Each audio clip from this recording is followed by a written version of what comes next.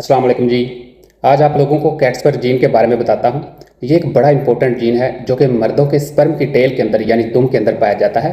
ये जीन एक खास किस्म की प्रोटीन बनाता है और इस प्रोटीन से स्पर्म की जो दुम है वहाँ पे कैल्शियम आयोन चैनल्स बनते हैं जिनके थ्रू कैल्शियम स्पर्म की टेल के अंदर दाखिल होता है और स्पर्म को मूव करने में मदद देता है, यानी उसकी मूवमेंट में, उसकी हरकत में मदद देता है। इंटरकोर्स के दौरान जब स्पर्म रिलीज होते हैं तो ये कैल्शियम आयन चैनल्स ओपन हो जाते हैं और बहुत ज़्यादा मिकदार में कैल्शियम स्पर्म की दुम में दाखिल हो जाता है और उसको हरकत करने में मदद देता है।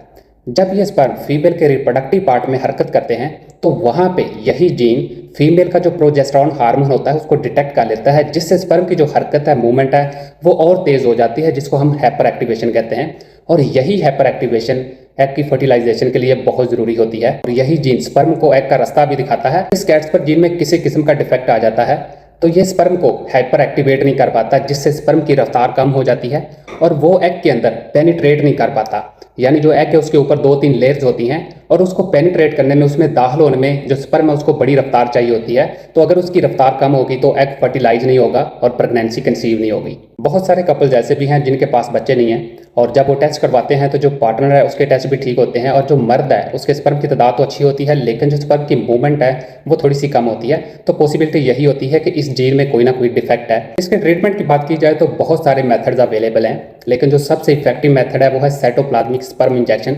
यानी जो स्पर्म है वो डायरेक्टली एग के अंदर दाखिल किया जाता है, पेनिट्रेट किया जाता है और उसकी जो मूवमेंट है रिप्रोडक्टिव पार्ट में उसको बाईपास कर दिया जाता है और यही सबसे इफेक्टिव मेथड है।